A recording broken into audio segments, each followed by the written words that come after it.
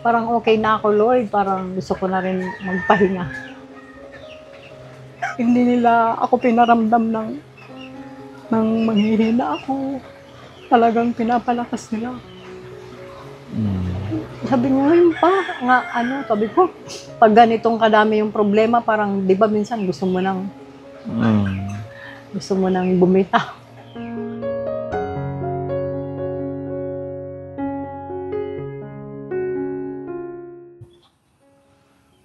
Maganda daw to sa mga sakit-sakit.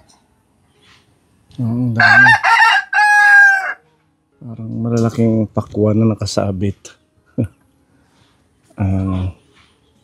Yung iba nalalaglag na lang dyan. Miracle fruit.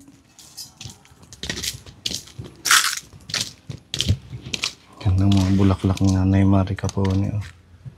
Pang summer. Meron pa dito mga talong. Kumusta, Nanay Mari? Maupay! Ito si Tatay Inas. Kumusta? Nagiginardin nun. Nagagardin kayo? Wala na si ano dyan? Hindi na bumalik? Si Tatay Art? Wala na. Oh, ilang taon na rin ano? Magdadalawa. Magdadalawa na siguro. Sino ang nakatira dyan ngayon? Wala. Tinitingnan-tingnan na lang na. Nahawan-hawanan. Nasa ano na siya? Nasa Cebu. Puro Sige. ikaw lang. Ako lang, mga ano yata sila, may mga ginagawa. Ano niya? Lemon? Wow. Dami kit bunga. Mayroon. Kasi haatong tabulilid. Kumbaga native na, na lemon. Sige, hingi ako mamaya. Pwede to ano sa tubig, di ba? Parang lemon water.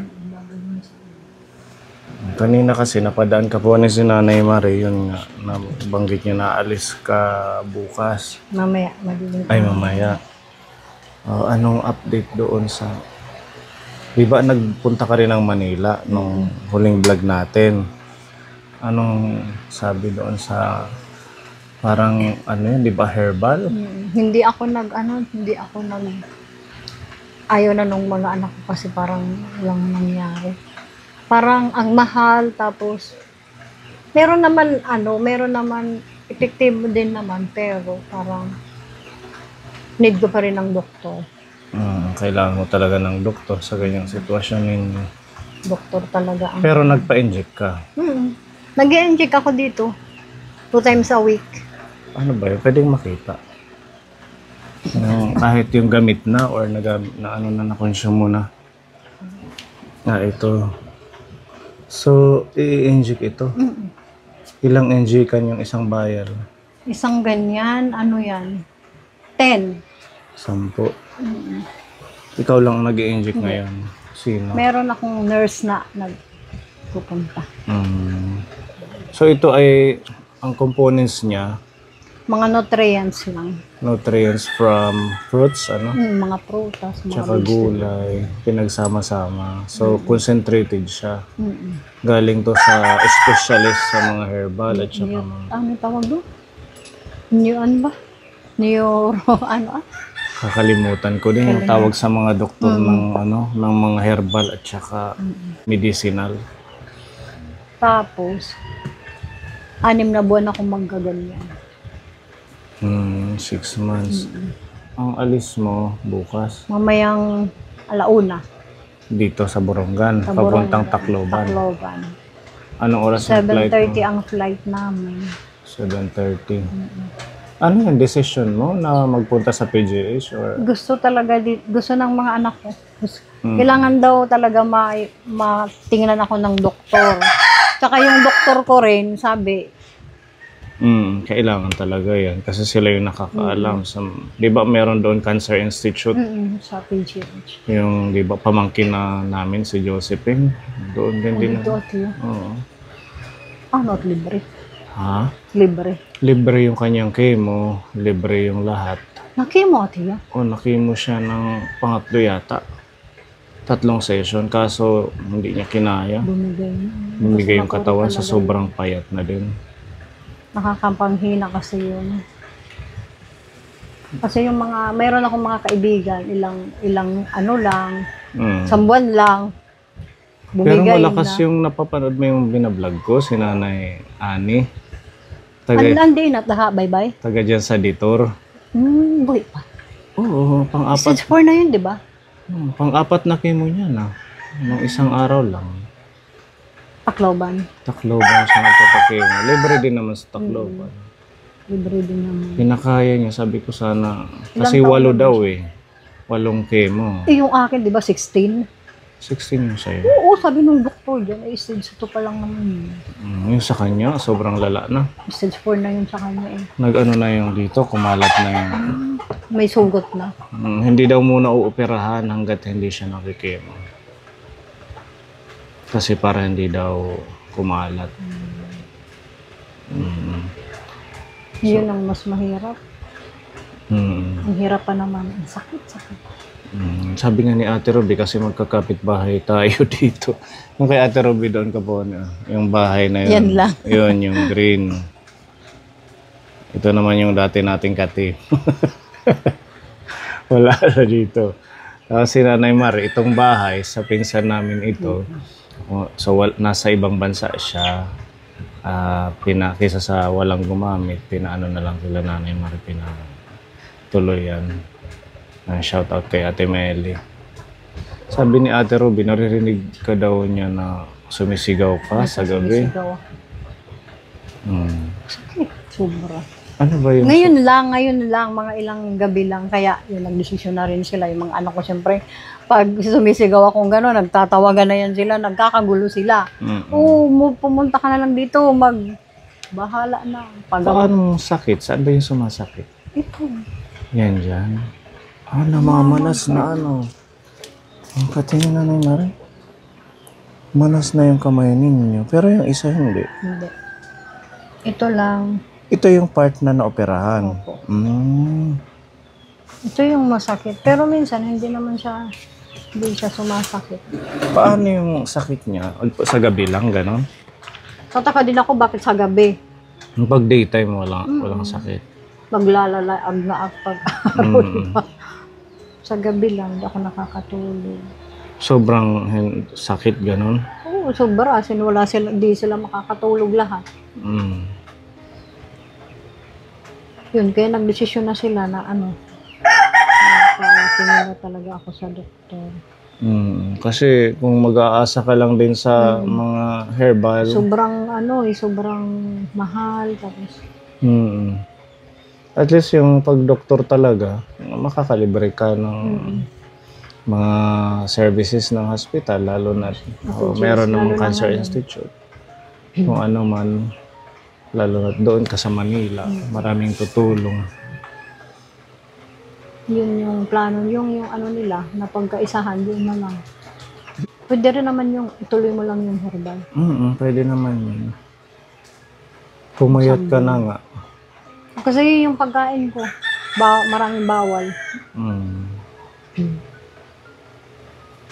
Saka siguro, Saka na-stress. iniisip mo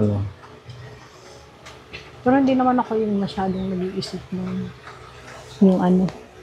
handa naman ako. Kumbaga, Handa na ako. bahala na si Lord. Bahala na si Lord. So, ganun naman ang buhay natin.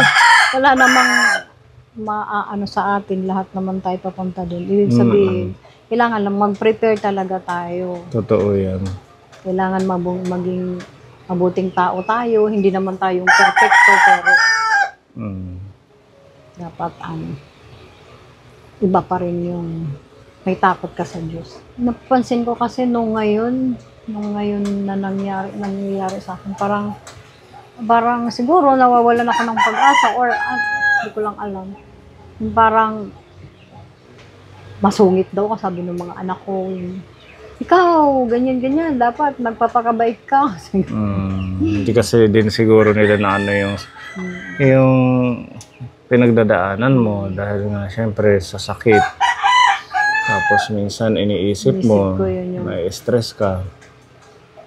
Lalo na pagka yun nag-usap-usap sila kung magkakano sila, yung mga kung pwede lang, syempre, di naman tayo pwede manguna sa Panginoon. Pero yun talaga yun. Dapat lang maging maging prepare tayo, kay lahat naman tayo pupunta dun. Anong sabi ni Jackie? Ayun, dapat uuwi na yun eh. Uwi na siya. Dapat uuwi siya, hindi na lang.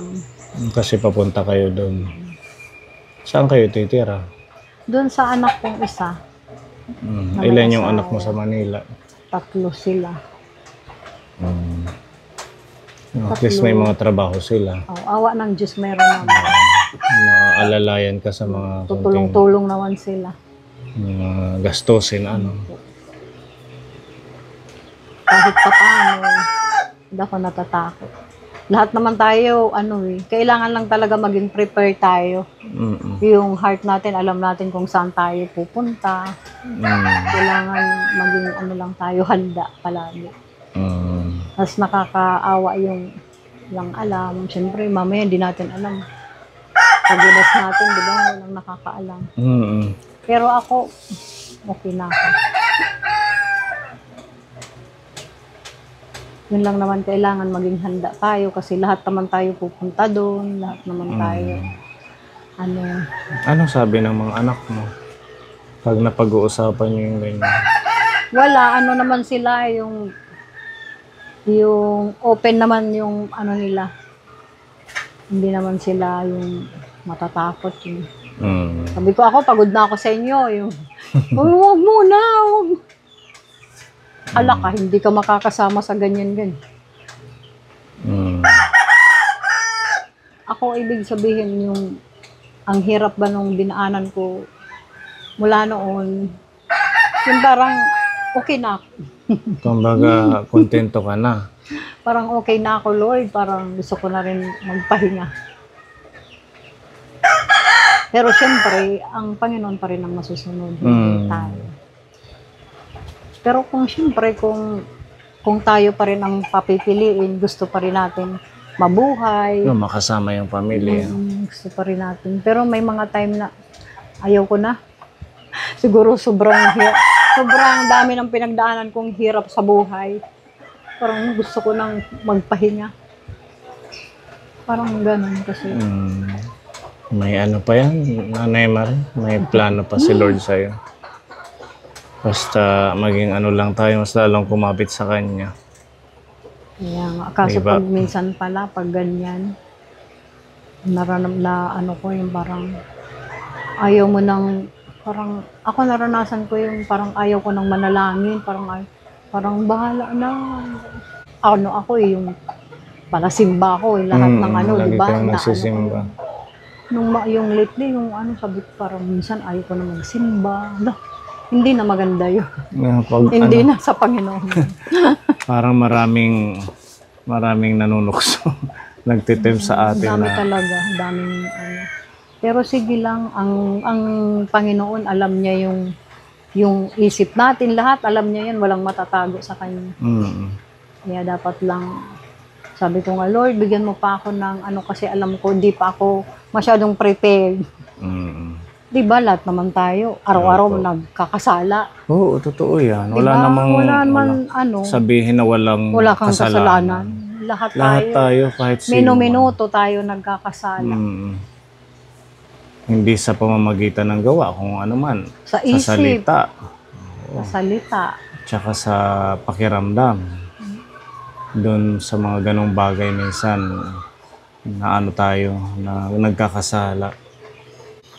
Importante makapagpatawad kasi hindi tayo patatawarin. Sa kabilang hindi tayo buhay. nagpapatawad. Sabi nga sa kanta, ano ba yan? Hiram sa Diyos. Hiram lang talaga. Ang ating buhay.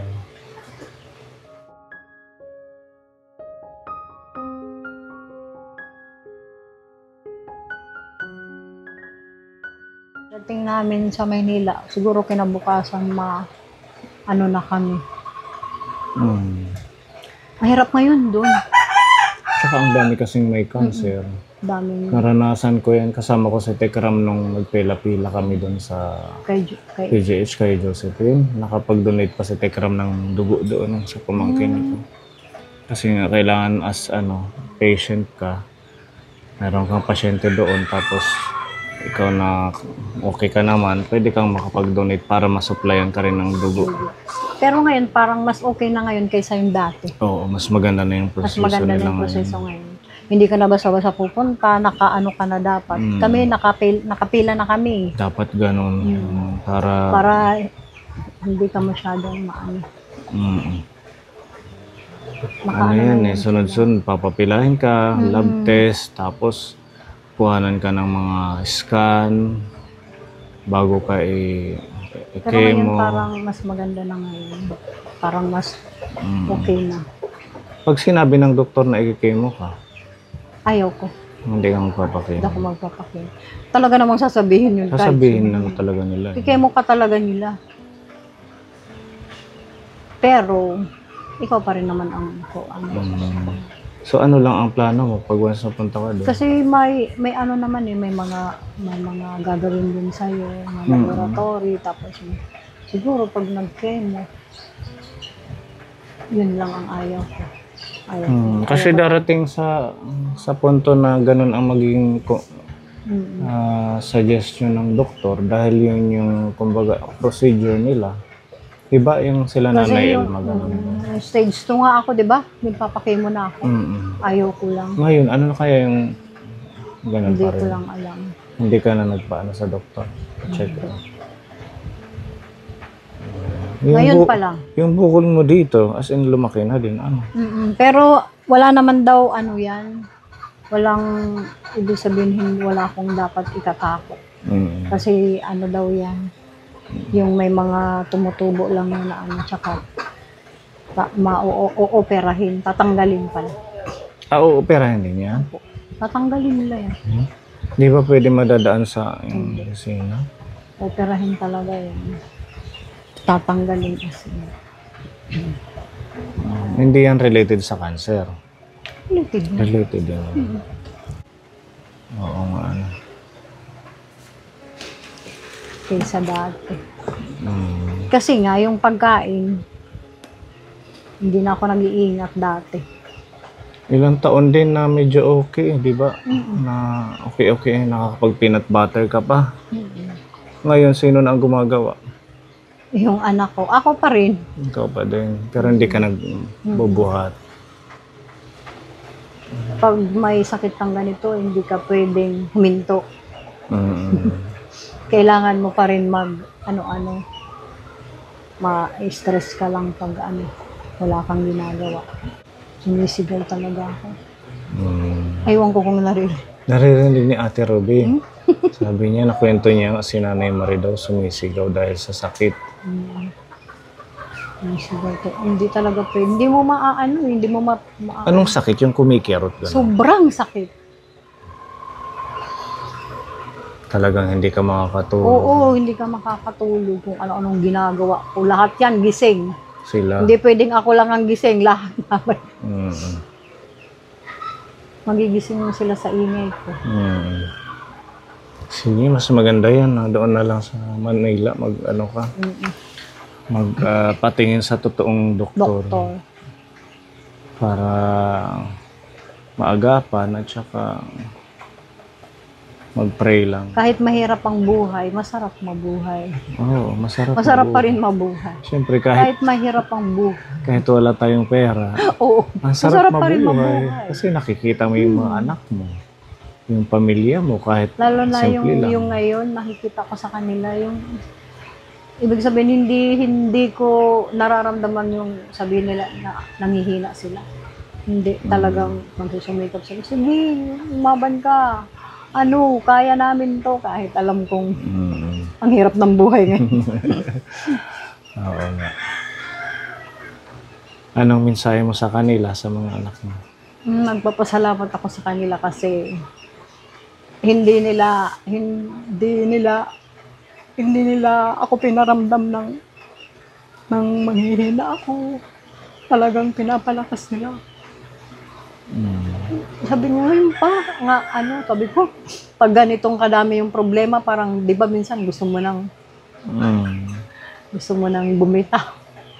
Pero sila hindi, kahit nahihirapan sila, makikita mong aambag-ambag sila, nagtutulong-tulong sila. Mm. Hindi yung isa lang yung gumagalaw. Talagang sila, nagtutulong-tulong. Tsaka, malaki naman ang pagbabago din yung buhay ko. Nung ngayon nakita ko yung pagkakaisa nila, nakita ko yung pagtutulungan nila. Kasi dati pag hindi yan sila pag may sahod. Sino may sahod ngayon? Wala pa kaming sahod. Ngayon nagbubulunter. Ngayon nagbubulunter na sila. Nanay, pambiling gatas. Makikita mo na lang, mayroon lang Pero dati kailangan mo pang, sino may sweldo ngayon? Pero ako, magpapasalamat lang ako sa Panginoon kasi mababait yung mga anak ko. Kahit na, ibig sabihin, kahit na naranasan namin ang hirap, sobrang hirap. Nakikita ko naman sa kanila yung pagkakaisa nila, nagtutulungan sila talaga, makikita mo yun. O ikaw, magkano yung nambag mo? Lalo na ngayon, kasi ayoko na nga pumunta sa Kaynila. Magastos yun. Oo. Wala, sila yung gumagawa ng paraan. Makita mo na lang, may ticket ka na, may ano ka na. Hindi ka na makakasabi na ayaw ko pumunta. Talagang gusto nilang gumaling ka pa, kaya Gusto huwag ko kang talaga susuko. Gusto mo talaga nilang gumaling. Oo. Gusto niyo po talaga akong pahira. Joke. Hirapan talaga. Hirapan talaga. Pero hindi, ako, nagpapasalamat ako sa Panginoon kasi sobrang hirap lang namin dati. Yung, ibig sabihin, hindi, yung sa ngayon, parang nakita ako na yung mga paghihirap ko, mayroon. May bunga. May bunga. Sobrang hirap. Nakikita ko kayo, minsan may dala-dala kang unan. Masakay ako sa tricycle. Tapos? Bigla lang, nagmamasyal. Akala ko na kung saan ka natutulog. Hindi ako makakatulog sa ibang bahay. Ibig sabihin, yung unan na yun parang sandalan. Namamasyal-masyal ka. Tumasama ako sa pagbiyahe nila. Para malibang ka doon sa tabing dagat. Kasi sa Manila, wala nang dagat. Malapit Mahirap sa bahay. Kung pwede nga lang talaga, ayaw ko pumunta doon. Dito kasi, iba pa din. Presko yung kapaligiran. Makakaano. May mga, ayun nga, yung miracle fruit, ang daming bunga. Umiinom ako niyan, kahit ano na lang. Maganda daw yan, di ba? Pang ano sa mga sakit-sakit. Tsaka nakita ko dito marami kang mga tanim. Mga gulay-gulay ka po. Sobrang mahal ng mga gulay ngayon dito sa atin. Oo nga, grabe. Maganda na nga lang din na taniman na lang natin yan lahat ng may gulay. mga bakuran tayo. Ito, pwede mo itong taniman dyan. Nataniman. Kila Jason, yung anak mo. Habang wala pang natira, nakatiwangwang lang. So, ayan si Nanay Mari Capone. Sana maging okay lang ang lahat. Good luck doon, Nanay Mari. Kasama Okay ka lang namin sa aming mga prayers. Sama nyo na lang ako sa panalangin nyo. May ano ka pa, insure? Muraan na. Wala na. Para meron kang baon. Pinapabigay ni Tita Mel. Salamat po, Tita Mel. May baon na ako. Ang mahal kasi nito pag bibilin mo. Makakabawas din yan sa gastusin doon. Tsaka sabi ni Nanay Ani, ito daw yung okay na gatas sa mga kagaya ninyo. Ayaw daw ng doktor ng ibang gatas. Ito lang. Kasi kumbaga kompleto na to eh. Kahit hindi ka kumain siguro dyan or wala kang gana, okay na yung insure.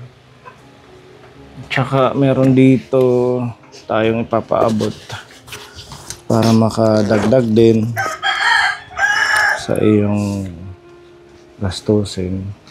May bago tayong sponsor na magsusupport sa atin start this August. Actually, nagpadala na siya. Si Tita Babylin. baby. Oo, Bago. taga ano siya eh, taga Llorente. In-invite niya kami sa nung piyesta nila. Wow. Oo, nagpadala siya ng support para sa mga tinutulungan natin. Sabi niya, ikaw na ang bahala. Ito, ano mo na lang to, galing kay Tita Bebelyn, 1,000 pesos. Maraming salamat po, Tita Baby. God bless po. Yan, thank you, Tita Bebelyn. At ito naman, 2,000, pinapabigay ni Tita M ng Japan. Yan, bali 3,000 lahat yan. At saka may insure pa si nanay. At least doon, meron kang extra kung ano man kailangan. Marami pong salamat. Tita M. Tita M. Marami pong salamat sa biyaya. Pagpalain pa po kayo ng may kapal. Meron at meron dadating. Basta maging mabuti lang tayo kasi alam yan ni Lord kung Ano yung kailangan anong natin. kailangan natin. Kaya hindi ako nangangamba niyan. Kaya kailangan lang maging matatag tayo, maging mabuting tao tayo. Gagaling ka pa. Gagaling ako In Jesus' name. Oo. Hindi naman siya Para ganun hindi ko kabigat. nabibilihin. Oo, ano lang naman to? 850 grams. Kulang-kulang 1 kilo. Kay Tita Mel pa rin. Oo, siya pa rin yung nagsusupply sa atin. Maraming salamat, Tita Mel. Actually, si Tita Mel, itong taon na lang re-retire na siya. Mauli na. Mauli na hiya. Iloilo. Kaya taga Iloilo man niya. Kaya sabi ko, Tita Mel, okay na yan para makapagpahinga ka din. Oo. Siyempre, Ay, daw makita pag inura-ura. importante, marami siyang natulungan. Sabi ko, wag ka nang ako ngayon nagsasabi din na wag na siyang mag-send niyan. Pwede naman yung ano lang, sa mga regular na matatanda natin tinutulungan, pwedeng Bear Brand adult. Oo. Kaya Kasi ito sobrang mahal talaga. mahal yun. Dito sa atin, 2,000 plus. Mahigit. Hanggang 2,000 yun. Kaya sabi ko kay Tita Mel, i-save mo na yung pera mo. Kumbaga alam na ni Lord lahat ng tinulong mo sa mga tao dito. Tsaka sa kung sino pa mang natulungan niya. Importante, isipin niya yung para sa sarili niya. Kasi hindi natin alam yung bukas Hindi natin alam yung mangyayari bukas. Kaya dapat lagi tayong handa. Lalo na sa panganahon ngayon. Pasama na ng pasama. Ang Daming nangyayari, mga tsunami, kung ano, lindol. sobrang dami.